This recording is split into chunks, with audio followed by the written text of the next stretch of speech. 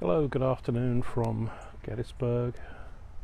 Today is Tuesday the 9th of November 2021.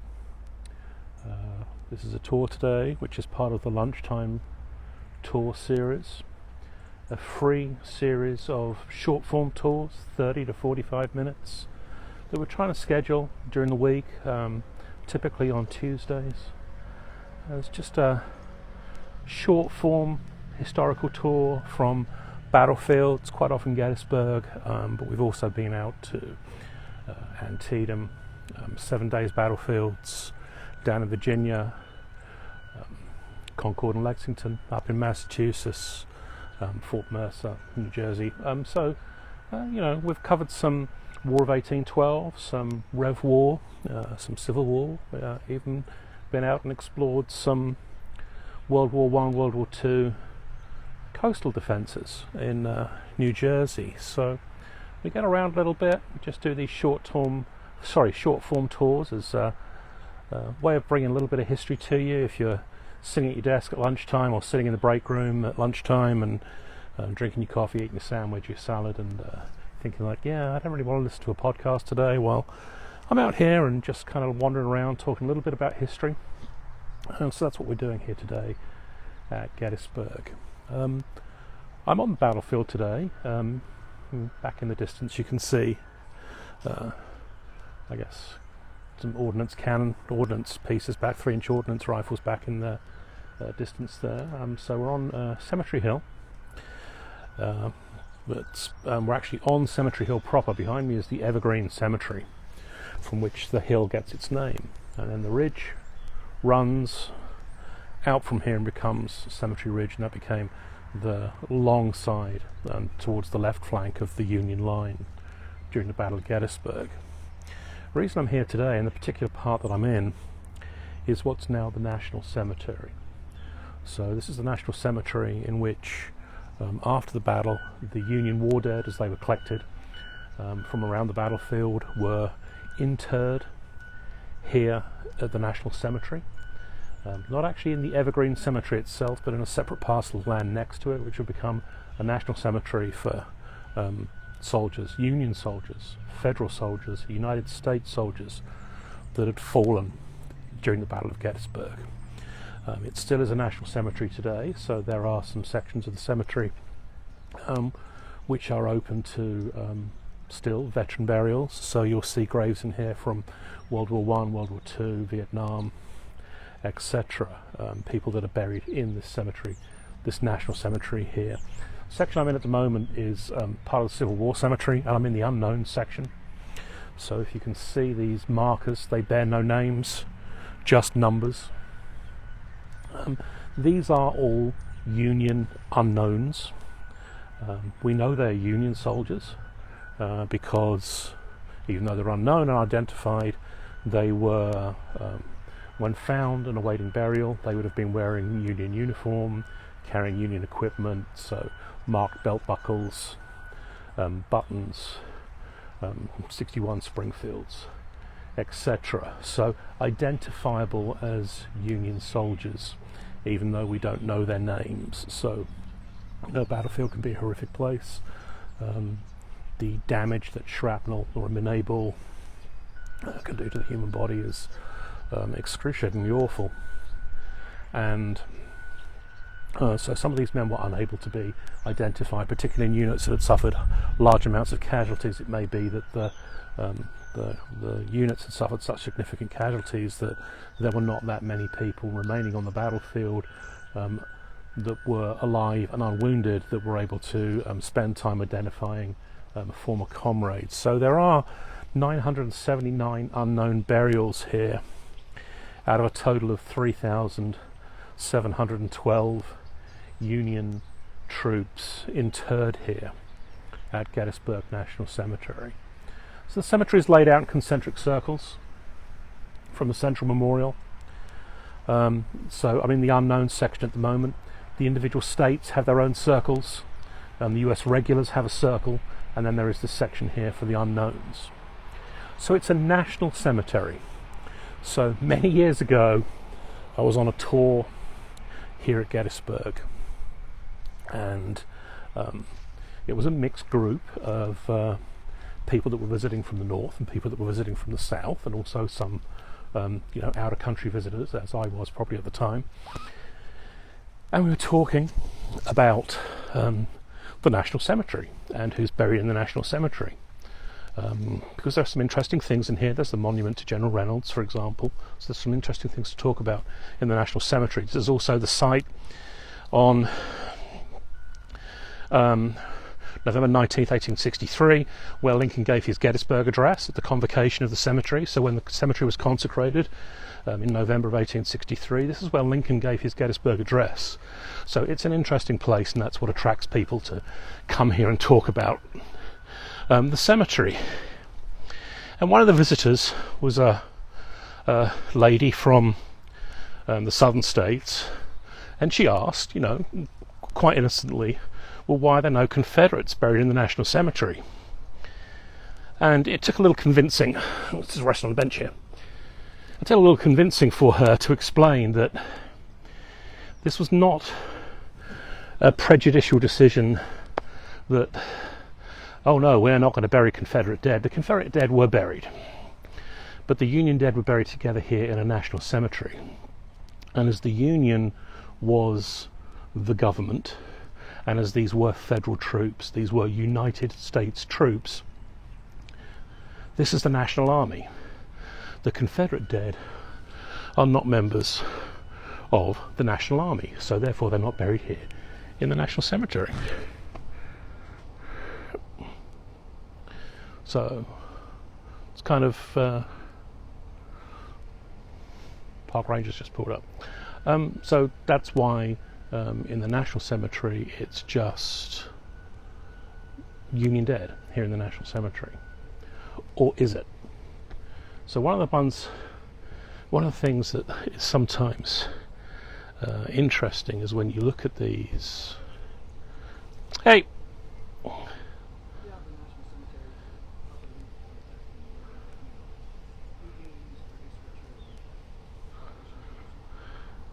Hello! How are you, sir? Good, thanks. Good. Just chatting on Facebook Live. I understand that. Yep. I understand that. Can I take a look at your permit to do that? Do I need a permit You to do. chat on Facebook Live? Yes, you do. You do. And we contacted you a couple times by email, Facebook, to ask you to apply for a permit. I just wanted to make sure you have it. I thought that was for commercial filming only. Anywhere in the cemetery. Anywhere in the cemetery. So if I step outside the cemetery, I'm good to go? Correct.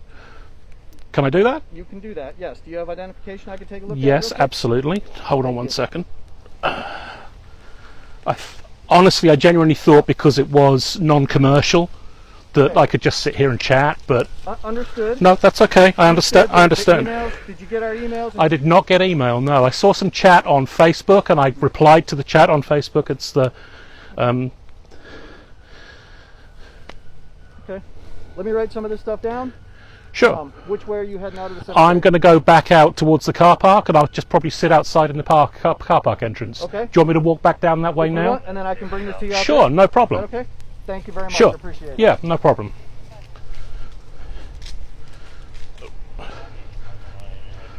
Is it okay if I talk my way out?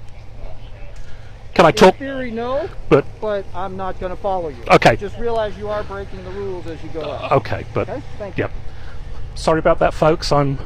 Didn't realise that I needed a permit for non-commercial filming here in the cemetery, so I'm gonna step outside the cemetery gates, if you just bear with me, and just a short, quick walk. The ranger will catch up with me and hand me back my ID. So no drama there.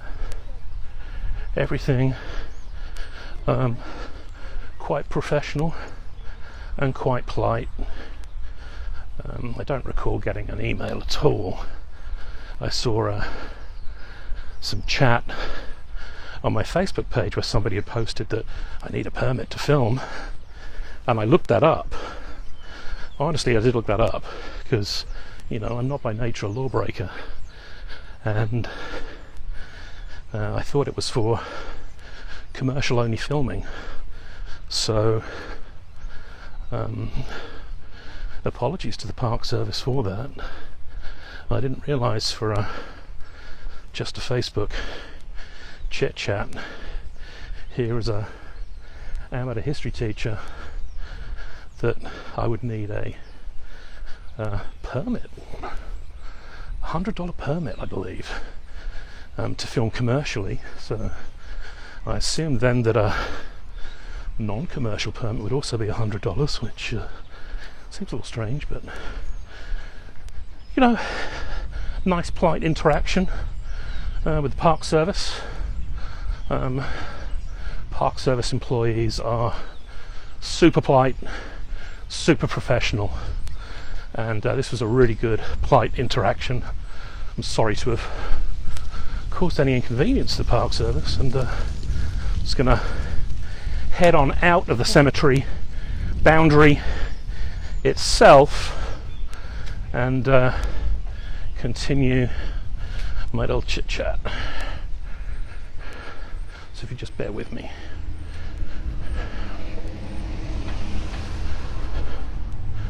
That's certainly exciting. Okay. So, definitely outside of the cemetery, as you can see. There's the sign, so I'm going to cross Tawnytown Road and park myself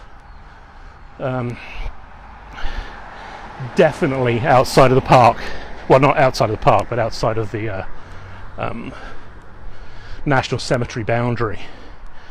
So, just rest myself over here. So as I was saying, in the National Cemetery, we talk about how there are Union dead buried in the National Cemetery, but there are also some Confederates buried in the National Cemetery.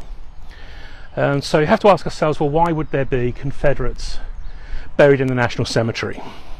Well, the reason that there are Confederates buried in the National Cemetery is quite simple: misidentification.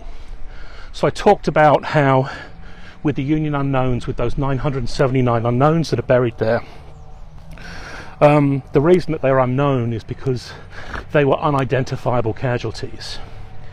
So when you have fighting that took place during Pickett's charge at the high tide of the Confederacy, where the dead and the wounded from both sides are mixed together, when you have fighting around the base of Cemetery Hill on the 2nd, some of the skirmishing, where the dead and the wounded are mixed together, it can become difficult to potentially identify those that are Confederate dead from the Union dead. And so out of the 3,712 interments at the National Cemetery, there are 9 confirmed Confederate interments in the National Cemetery that have been interned there through misidentification. So, simple mistake, they were misidentified when originally buried, and they've been subsequently have been identified as Confederates and buried there in the National Cemetery.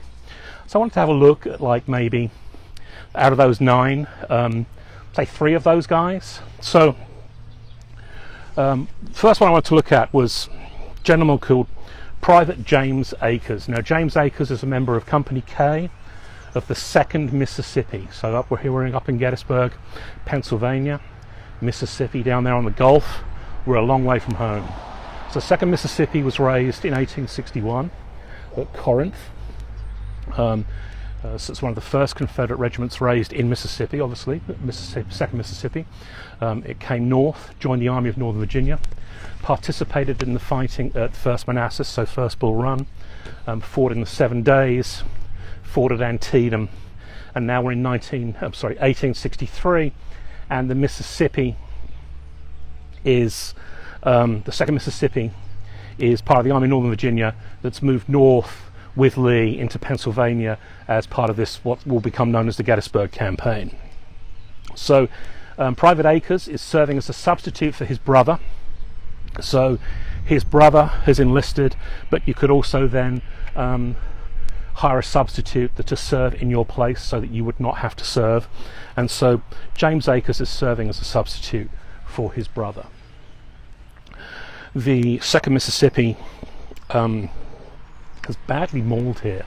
as part of, I believe, Davis's brigade on the July the 1st, 1863, and suffer significant casualties up there on McPherson's Ridge along the railroad cut on that first day of battle.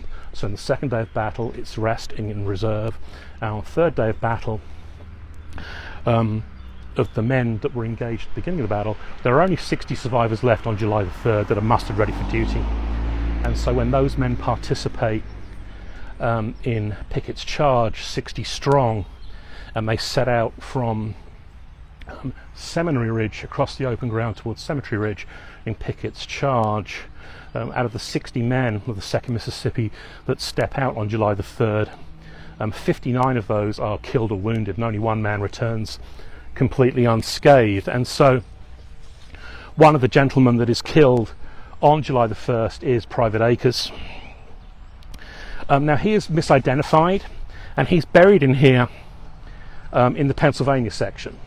So that's a Mississippi soldier that came across roughly the ground that's behind me today. So if you know, with the General Pickett Buffet and the McDonald's here, this is where the old visitor center used to be.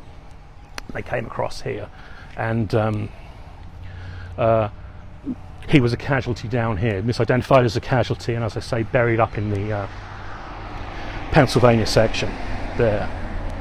So I think I'm possibly going to get my driver's license back in a minute, as the ranger's just pulled up to me. And as I say, super professional contact with the Park Service, and I love these guys here completely. So didn't want to cause any fuss. I'm more than happy to come out here. Hello. Sorry to interrupt again. That's okay. Here's Thank you. Pieces back. Here's And your that's warning just my warning. Okay. Just a warning for being in the permit without a cemetery. So if I want to come back and film even non-commercial, I just got to apply for the permit. Anything in the cemetery. Oh, anything in the cemetery. In the cemetery. So if I come back, if I come back at a different day with a school group. If you're going to give a tour in the cemetery, if you are walking through, yeah, and not filming, okay, just being a tourist, you're fine. Okay. If you're giving a tour, if you're giving education, if you're filming any of that in the so cemetery. if I bring some school kids and they want to do like a grave thing, I need a permit. That needs a permit. Out here, you can film all day by yourself without a permit, but the cemetery. Provided I'm not charging. Correct. Yes, it's like do not charge. Yeah. Oh, okay. I didn't realise that. Yep. I knew for commercial. I didn't realise for non-commercial, so I apologise for that. Like I said, the cemetery itself is a very special place. Yeah. And so no, I understand that entirely. Everything in there is. Which is why I was sitting very quietly and trying to be reverential on the microphone. So thank you very much for the contact, and I'm sorry for the inconvenience today. Okay, thank you. Okay, so I have my official Department of the Interior warning not to do that again, and I will not do that again. Lesson learned. So anyway, thinking about now back to the Confederate burials in the National Cemetery. Another one of the ones I wanted to look at was Sergeant Thomas Graves. Sergeant Thomas Graves is a member of Company I of the 21st Georgia. 21st Georgia is quite an interesting regiment. It began life as the 4th Georgia Battalion, so they were not able to raise enough companies to become a full regiment. They were only able to number less than 10 companies. They came north to Richmond and did not arrive in time for the Battle of Manassas. They were not organised in time. But as additional volunteers came forward during the summer of 1861, the 4th Georgia Battalion expands to such a size that it can be renamed, and it's renamed as the 21st Georgia Regiment. So that's how that becomes the 21st Georgia Regiment in the summer of 1861. So they are 2nd Corps. So that's Jackson. They are veterans of Jackson's Valley Campaign. They then come across to the peninsula with Jackson, participate in the 7 Days battles with Jackson. They fight at Sharpsburg, Antietam, and then they are here at Gettysburg as part of 2nd Corps, coming in from the north of town under the command of Dick Ewell. That's Richard Ewell's corps. They participate in fighting north of town. They are one of the units that's engaged against 11th Corps out there on Barlow's Knoll, and they suffer some casualties there on Barlow's Knoll. and they're one of the units that of course then pushes back 11th Corps and the remnants of 1st Corps back here. Now the unit, the 21st Georgia, is one of the units that advances into Gettysburg town itself and is occupying buildings and skirmish lines at the base of Cemetery Hill. So if you go down now to Steinwehr Avenue, say where Fast Eddie's is, and the Dairy Queen, and the gas station and the model soldier store, down there in that area is where the 21st Georgia are making a nuisance of themselves with the Union line. There's a lot of skirmishing goes backwards and forwards on July the 2nd, and on July the 2nd Sergeant Graves is wounded in action. Now he's not taken back to a Confederate field hospital, he's taken to a Union field hospital, where he lingers with his wounds for quite some time, finally succumbing to his wounds on in September the check my note, I think September the 3rd, and so he succumbs to his wounds on September the 3rd. So at some point, whilst a patient in the hospital, he's misidentified.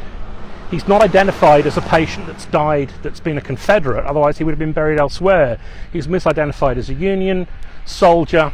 He's interred in the cemetery here, buried in the Pennsylvania section, which is where he remains to this day. So Sergeant Thomas Graves of the 21st Georgia is another one of these 9 Confederates buried in the National Cemetery.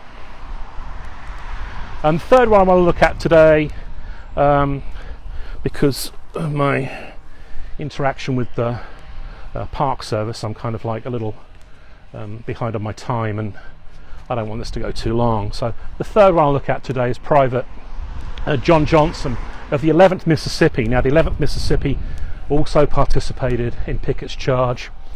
They came in fresh to Pickett's charge on July the 1st. Well, first of all, let's go back to the history of the 11th Mississippi. The 11th Mississippi are another unit that's formed in Corinth, Mississippi, in 1861. It's formed of independent companies, so nobody has said, we're going to form the 11th Mississippi, you're the colonel, you're the lieutenant colonel, go out and recruit 10 companies. What's happened is individual towns and communities have recruited companies of men, anything up to 100 men, between 50 and 100 men. They've recruited independent companies. They've all come to Corinth to join the Confederate Army and be assigned to wherever they're going to go.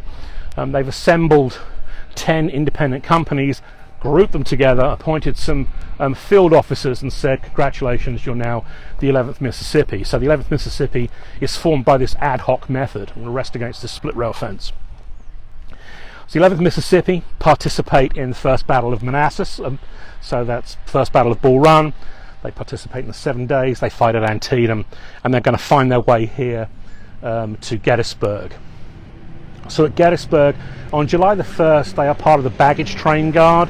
They are out of the fighting, they are guarding the baggage train. On July the 2nd, they are moved forward into reserve. So as the Confederates have taken casualties, they need to bring some of those reserve regiments forward. So they're brought forward from the baggage train and placed in reserve. And they will go into action on July the 3rd in Pickett's charge.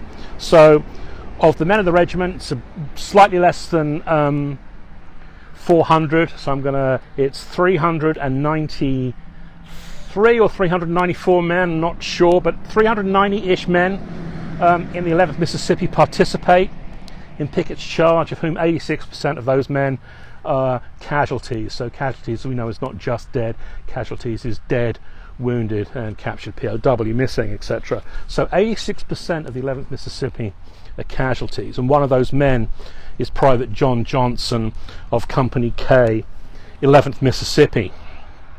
He's killed in action down here during Pickett's charge on July 3rd, 1863, and Mississippi begins with M, Massachusetts begins with M. He's buried in the Massachusetts section, so I don't know whether he's misidentified on some sort of misidentification, I don't know, but he's buried there. Private Johnson is buried in the Massachusetts section.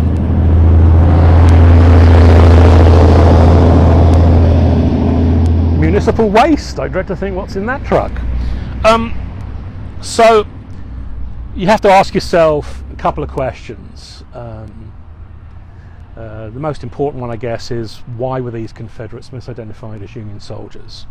Well, I mean, as you noticed during my stop and my interaction with the Park Service Ranger, I'm on federal ground, so he asked me to identify myself, and so I was able to identify myself with state-issued ID, my Maryland driver's license.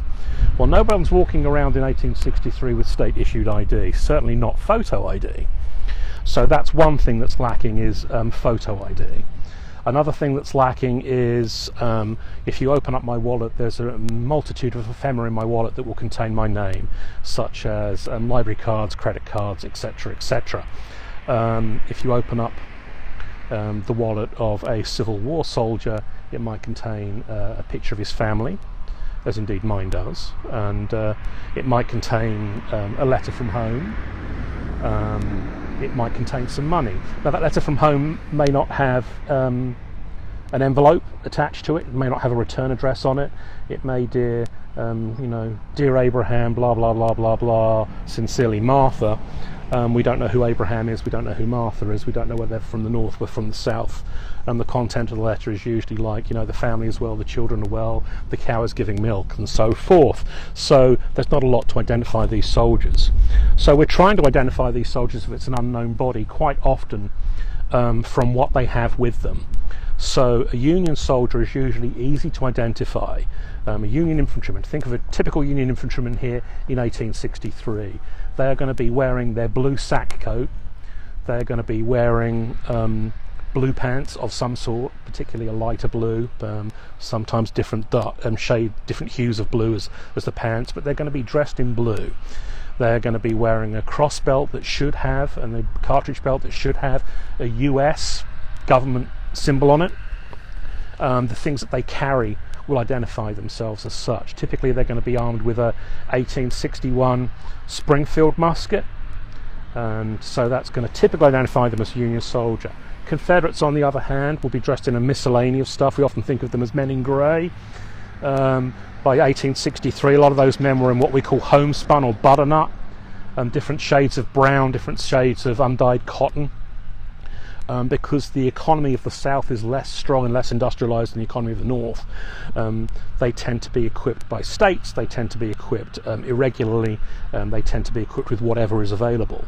So some of those men may have been wearing blue jackets. Why would they be wearing a blue jacket if they're Confederate Army? Well, if they've come up through the valley in 1863 in the opening stages of the what's going to become the Gettysburg campaign, and they've had some encounters with Union forces at Winchester and so forth, and you're coming up there and you've got on a very ratty homespun brown jacket with holes in the sleeves and under the armpits and buttons missing, and you've captured a Union soldier who's wearing a nice brand new blue sack coat.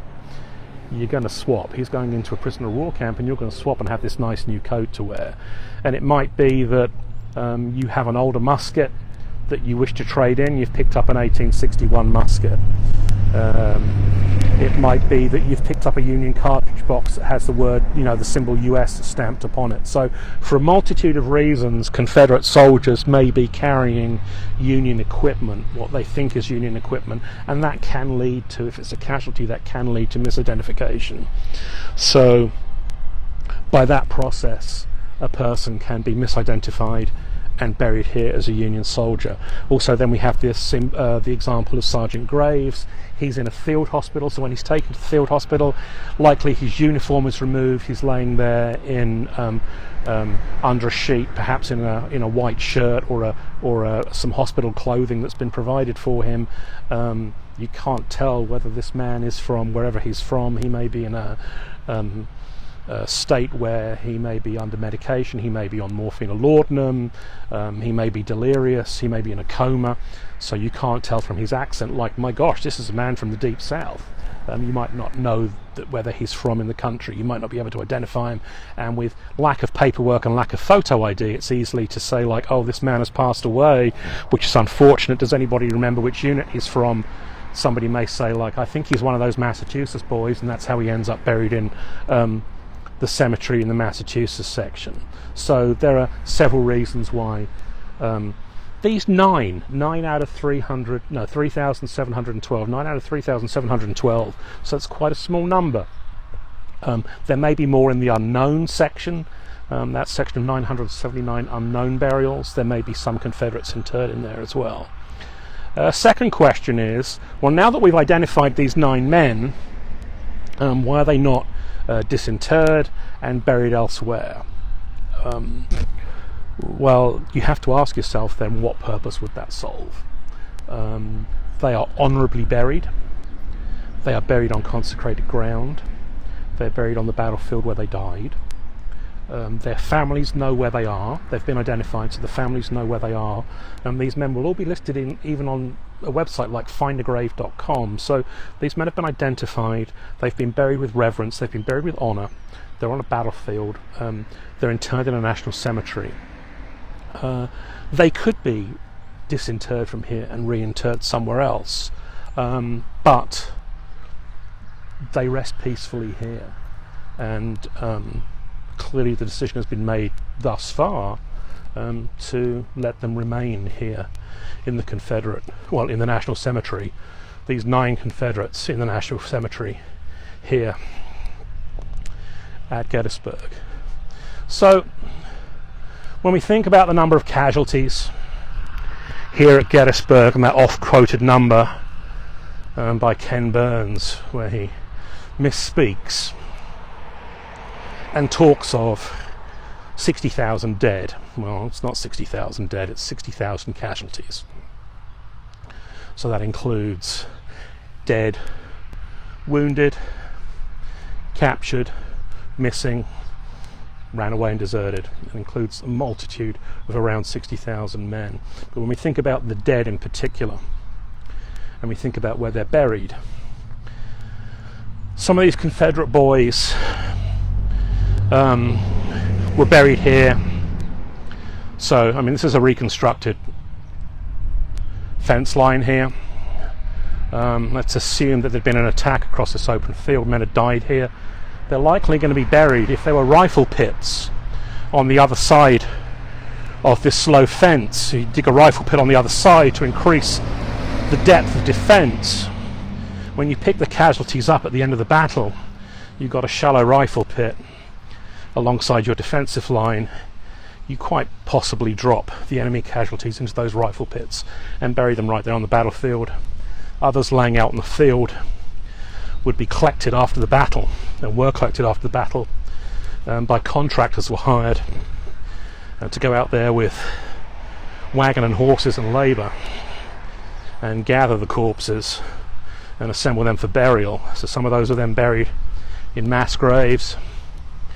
Now, some of those Confederates were subsequently disinterred, returned south for burials in home cemeteries in their own states. But as the archaeologists here on the battlefield will tell you, we're still uncovering graves on the battlefield to this day, and human remains can be found on the battlefield and are uncovered on the battlefield to this day.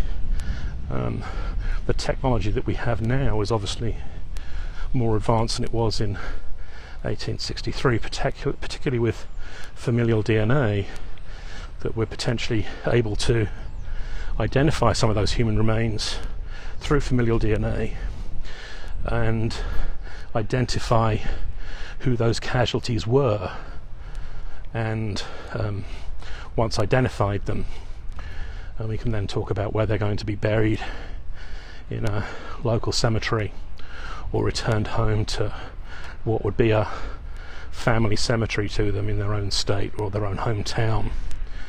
So that was really, I think, as I'm coming up now to certainly just past the half-hour mark, and a little tour there of part of the National Cemetery, and a little talk here outside the National Cemetery in the parking lot here on what used to be the visitor centre. Does anybody remember the old visitor centre here? the old cramped, dimly lit visitor centre. And they built the new glorious one down there on Baltimore Pike, and then were able to pull down the horrible visitor centre here and return it to open ground as it would have been in 1863. So that's where the parking lot is now for the National Cemetery. It opened up a nice new parking lot for the National Cemetery. We no longer have to cram into parking spaces along Baltimore Pike and park along the side of the road. So that pretty much wraps up the tour for today and the excitement for today, and our nice encounter with the ranger from the Park Service. My warning notice that I've got permit required, officer's signature, etc, etc. So once again I want to say thank you to the Park Service for their forbearance today and the polite and professional interaction there, explaining to me what the issue was, and I apologise for that. Did not realise that I needed a permit for just a day off history teacher sitting in the park talking to his camera, so I do apologise for that. And I'll bear that in mind certainly for the future, as everybody should bear that in mind for the future. I also like to talk about, I did mention to the Park Service ranger that when I come out here and I talk and I do these talks for free. This is a day off for me where I come out to Gettysburg, I walk around the battlefield. I'm coming out next week. I'm going to walk around East Cavalry Field and talk about some of the cavalry action that took place northeast of town on July the 3rd, 1863, third day of battle. I'm going to talk about some cavalry action there. So I'm out here next week actually to talk about that, so on November the 16th. So please click on going, and I'll see you on that live stream. So when I come out to these battlefields, I do this absolutely free of charge. These live streams are free live streams, free of charge. I have no intention of charging for any content from the Gettysburg battlefield whatsoever. I am not a licensed battlefield guide here at Gettysburg. I am an gifted / ungifted amateur, and I offer this service as kind of like a free of charge. Okay, I mean, walking the ground is my little side hustle that I do have, and I do offer paid content, and I do offer paid tours from other places, but not from Gettysburg. One of the reasons I do not offer guided tours for financial gain from Gettysburg is that there are licensed battlefield tours here who are superbly educated, professional tour guides, kids driving like a lunatic, superbly trained. They've passed exams, background exams, they've walked the ground year after year after year. They know this ground intimately, they know the background stories intimately. So while I know those stories and while I've also walked the ground, I don't live here. I'm a resident of Maryland. I live several hours away. It takes me a little bit of time to get up here, and I'm not here that often. So Gettysburg is not a hometown or a home base for me or for my tours. And if you come to Gettysburg and you visit the visitor centre and you pick up the tour map and you drive the auto tour, it's going to take you about 2 hours to drive that auto tour. Might take you a little bit longer if you take in Culp's Hill, and if you take in East Cavalry Field. I know a lot of people cut that off towards the end of the tour. They come along past the Pennsylvania Memorial there and the high tide of the Confederacy. They continue along. They don't take a turn and go off across to Culp's Hill. They continue to back down onto Steinmore Avenue into the town to get something to eat and drink and a little souvenir shopping. It's about a 2-hour tour. I don't blame people. That's exactly what I did the first time I came here in 1990, which is, oh my gosh, 31 years ago today. Well, not today, 31 years ago in September. But so that's what people do, and that's understandable. So it's about a 2-hour tour. If you include Culp's Hill, East Cavalry Field, it might be 2.5 hours to 3 hours. Depending on how slowly you drive and how much you want to get out and look around. So if you do that, you're perfectly capable of doing that yourself, absolutely free of charge. Of course, if you want to get into it in more depth, for example, you could get a visitor that's come here, and the visitor has come here from Massachusetts. So you're a visitor from Massachusetts, and you're interested in Massachusetts military history and the involvement of Massachusetts men here at Gettysburg. So it might be that you are going to look for Massachusetts regiments. You can go to the visitor centre, you can book a tour with a licensed tour guide. You can say to that licensed tour guide, I'm particularly interested in Massachusetts stories. And the tour guide will know where on the battlefield to take you to Massachusetts memorials, sites on the battlefield where men from Massachusetts fought. It'll be the same if you are from Tennessee, Louisiana, Georgia, Pennsylvania, New York, Maine, etc., etc. A phenomenal resource, the licensed tour guides here at Gettysburg, and I encourage anybody that's a repeat guest to Gettysburg, that's maybe come here a couple of times and done the auto tour themselves, that's looking to come and get a more in-depth experience. Sure, you could go over to YouTube and watch my free videos over on YouTube that I've uploaded after these live stream tours, or you could hire yourself a battlefield guide for the morning or the afternoon or the day and have a really good in-depth, like, hey, I want to talk about artillery. Show me artillery stuff, or I want to talk about cavalry, take me to where all the cavalry action happened, or take me to where that bit in the movie happened, and or take me to this part where some Tennesseans fought. Like the licensed battlefield guides are a phenomenal resource for that, and I encourage you to take advantage of that. As I say, I do this free of charge. If you really, really like what I do, and you just want to say thanks and just want to buy me a coffee, you can buy me a $3 coffee. I literally will, if you send me $3 on coffee.com, then I really am going to go and buy a $3 coffee down at Dunkin' Donuts, because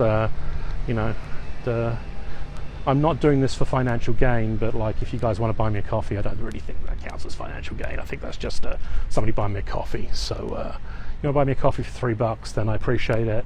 If not, I'll still be back anyway doing this free of charge, and no cost and no foul, and I'm going to keep doing it regardless of whether you guys buy me coffee or not. I just enjoy doing it. So thanks for joining me today. Thanks for bearing with me in the interaction with the ranger. Thanks to the ranger for being so understanding today and explaining that to me. Sorry to the Park Service, and particularly to the National Cemetery administrators for any confusion and mix-up that's occurred because of that, and absolutely unintentional. I just thought it was just going to be me, non-commercial, sitting on a park bench chatting to my camera, as I'm kind of doing now. I didn't realise it would create a problem, but I have been told, and I appreciate that, and I really am sorry for any trouble that I caused today. So how about that? Thrown out of the National Cemetery. I should get a t-shirt made. No, that would be silly. That would be rude. That'd be silly. That would be petty and childish on my part. So no, that's just me being sarcastic. I'm sorry about that, guys. Do honestly appreciate the forbearance with which I was treated today by the Park Service, Department of the Interior. Love those guys. Write your congressman, write your senator. Keep the funding for the parks. Keep these parks open. And visit the parks and get out as much as you can, and get your kids into the parks, get your kids loving these parks, and they'll be here for your kids and your grandkids and your great-grandchildren. So thanks for joining me on the tour today. I might see some of you next week when I'm back at Gettysburg on the 16th talking about cavalry tactics, but thanks for joining me today here at the National Cemetery, talking about some of these burials and some of these unusual Confederate burials that took place in the National Cemetery. Thanks, guys.